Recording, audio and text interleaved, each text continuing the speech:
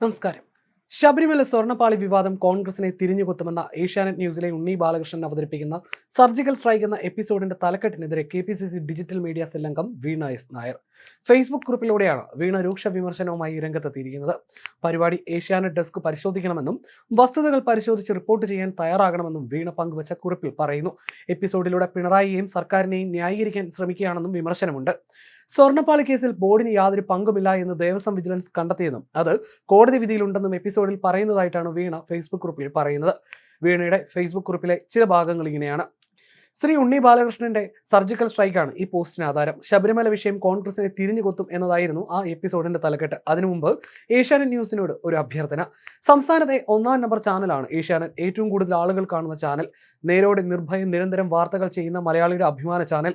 ശബരിമല വിഷയത്തിൽ പിണറായിയെയും സംഘത്തെയും ന്യായീകരിക്കാൻ ഉണ്ണി ബാലകൃഷ്ണന്റെ സർജിക്കൽ സ്ട്രൈക്ക് വഴി വാസ്തവവിരുദ്ധമായ കാര്യങ്ങൾ നിരന്തരം നിർഭയം വാദിക്കുകയാണ്. ഓരോ വാദങ്ങളും വസ്തുതാപരമായി തന്നെ പരിശോധിക്കാം. ഒന്ന്, സ്വർണ്ണപ്പാളി കേസിൽ ബോർഡിന് യാതൊരു പങ്കുമില്ല എന്ന് ദേവസ്വം വിജിലൻസ് കണ്ടെത്തിയെന്നും അത് കോടതി വിധിയിൽ ഉണ്ടെന്നുമാണ് പ്രധാന വാദം. അതുകൂടാതെ ദേവസ്വം ബോർഡ് യോഗം ചേർന്ന് ഒരു ഉത്തരവും ഇറക്കിയിട്ടില്ല എന്നും പത്മകുമാർ സ്വർണ്ണപ്പാളികളിൽ ഉദ്യോഗസ്ഥ മേൽനോട്ടത്തിൽ മാത്രമേ സ്വർണം പൂശാവൂ എന്ന് പറഞ്ഞു എന്നുമാണ് ശ്രീ ഉണ്ണി ബാലകൃഷ്ണൻ പറയുന്നത്. സ്വന്തം മകന് കരാർ ഏൽപ്പിക്കുന്ന അച്ഛന്റെ വാക്ക് ശ്രീ ഉണ്ണി ബാലകൃഷ്ണനെ പോലുള്ള മുതിർന്ന മാധ്യമപ്രവർത്തകന് വേദവാക്യമാകുന്നത് അത്ഭുതമാണ്.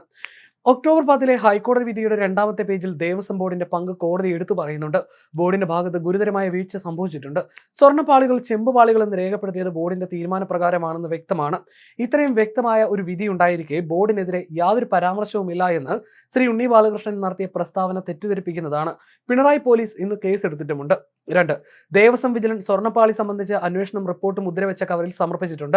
അതിൽ ഹൈക്കോടതി നടത്തിയ നിരീക്ഷണത്തിൽ നഷ്ടപ്പെട്ട സ്വർണം 4 കിലോയായി. അത് പിന്നീട് 1.5 കിലോയായി. അതിപ്പോൾ 470 ഗ്രാം മാത്രമായി എന്നാണ് ഉണ്ണി ബാലകൃഷ്ണൻ പറയുന്നത്. ഒക്ടോബർ 6 ഹൈക്കോടതി വിധി വായിക്കാത്തതിനാലാണ് ഉണ്ണി ബാലകൃഷ്ണൻ അങ്ങനെ പറയുന്നതെന്ന് വേണം അനുമാനിക്കാൻ. കോടതി വിധിയുടെ പേജ് നമ്പർ 2-ലും 4-ലും ഇത് സംബന്ധിച്ച കാര്യങ്ങൾ വ്യക്തമാക്കുന്നുണ്ട്. ചെന്നൈയിൽ എത്തിക്കുമ്പോൾ മൊത്തം 1000 ഗ്രാം ഉണ്ടായിരുന്നു. 393.9 ഗ്രാം വീണ്ടും പ്ലേറ്റിങ്ങിനായി ഉപയോഗിക്കുകയും കൂലി കഴിച്ച് 474 ഗ്രാം പോറ്റിയുടെ കയ്യിൽ ഏൽപ്പിച്ചു. ഇതിൽ മുമ്പ് 4.5 കിലോ ഉണ്ടായിരുന്നത് 1.5 കിലോയായി എന്നും 1.5 കിലോ 474 ആയി എന്നും എവിടെയും പറയുന്നില്ല. മല്യ 1998 പൊതിഞ്ഞ 30 കിലോയിൽ ഭൂരിഭാഗവും പോയി എന്ന് വേണം അനുമാനിക്കാൻ. ചെന്നൈയിൽ എത്തിക്കുന്നതിന് മുൻപ് തന്നെ സ്വർണം വിറ്റു എന്ന് കോടതി ഒക്ടോബർ 6 വിധിയിൽ കണ്ടെത്തിയിട്ടുണ്ട്. 3, 1980 രാജഭരണ കാലത്ത് വന്ന നിയമമാണ് തിരുവിതാംകൂർ ദേവസ്വം ബോർഡിനെ നയിക്കുന്നതെന്നും അതിൽ സർക്കാരിന് യാതൊരു പങ്കുമില്ല എന്നാണ് ഉണ്ണി ബാലകൃഷ്ണന്റെ മറ്റൊരു വിചിത്രവാദം. CPM മുൻ MLA A. പത്മകുമാറിനെയും പ്രശാന്തിനെയും നിയമിച്ചത് തിരുവിതാംകൂർ മഹാരാജാവാണോ അതോ പ്രതിപക്ഷമാണോ? BNS വരുന്നതിന് മുൻപ് ഇവിടെ IPC 1860 ഉണ്ടായിരുന്നു. സാമാന്യമായി ഒരു വ്യക്തിക്ക് ചിന്തിക്കാവുന്ന കാര്യമാണ് 1950 വന്ന ആക്ടിൽ നിയമസഭയ്ക്ക് ഭേദഗതി കൊണ്ടുവരാം. 1950 നിയമത്തിൽ നിരവധി ഭേദഗതികൾ വന്നിട്ടുണ്ട്. ദേവസ്വം ബോർഡിലെ 3 അംഗങ്ങളിൽ 2 പേരെയും നിയമിക്കുന്നത് ഫലത്തിൽ സർക്കാരാണ്. ഒരാളെ സംസ്ഥാന മന്ത്രിസഭയിലെ ഹിന്ദു മന്ത്രിമാരും ഒരാളെ നിയമസഭയിലെ ഹിന്ദു MLA മാരും, അതായത് 3-ൽ 2 സർക്കാർ. മന്ത്രിമാരുടെ പ്രതിനിധിയായിരിക്കും സാധാരണഗതിയിൽ പ്രസിഡന്റ് ആകുന്നത്. ബോർഡിന്റെ പ്രവൃത്തികളിൽ അവരെ നിയമിക്കുന്നവർക്ക് യാതൊരു ഉത്തരവാദിത്വവുമില്ലേ എന്നൊരു അബദ്ധജടിലമായ കാര്യങ്ങളാണ് പറയുന്നത്. 4, പിന്നെ അയ്യപ്പ സംഗമം പൊളിക്കാനാണ് ഉണ്ണികൃഷ്ണൻ പോറ്റിയെ കൊണ്ട് സെപ്റ്റംബർ 17 വെളിപ്പെടുത്തൽ നടത്തിയതെന്ന മുഖ്യമന്ത്രിയുടെ വാദം അദ്ദേഹം ഏറ്റുപിടിക്കുന്നുണ്ട്.